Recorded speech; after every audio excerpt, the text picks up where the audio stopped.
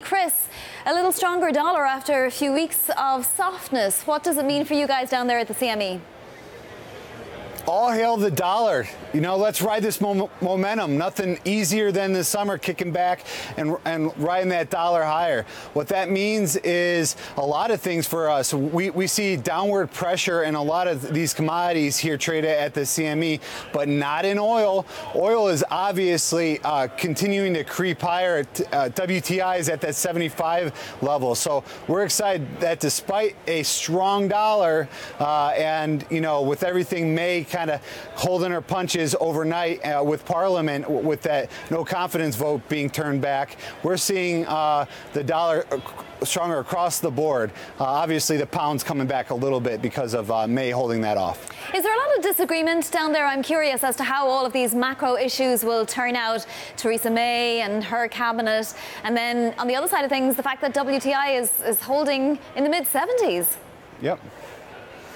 Yeah, so we really think that ultimately the volatility caused by all of, you know, if it's not Trump's tweets, he's picking fights with everybody right now. The fact that he just came out this morning talking about Putin being in the easiest meeting, we love that sort of stuff. What it means is he's an advocate for the U.S., so we see a lot of strength behind that, a lot of momentum. That dollar strength, though, I think is going to weigh ultimately on potential some headwinds as far as oil is concerned.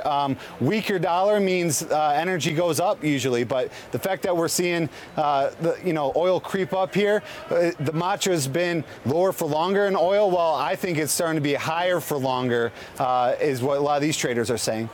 And then in treasuries, we're not seeing a huge reaction. It's fascinating. We have that range still in place. Obviously, the curve is getting a little flatter, but we're not through 27 basis points yet. So, I mean, will there be any reaction in treasuries to any of the events that we're seeing take place? Sell the news, buy the rumor. You know, Vonnie, that, you know, vol is a big play here in Chicago. We're playing that volatility. A lot of those guys are keeping that volatility trade real tight, as you can see. Otherwise, we would have broken out on what used to be, you know, big news. You know, all these headlines coming across the board. I'm shocked at the fact that it just is not moving the tape like it would. All the momentum seems to be on the upside right now for equities and oil.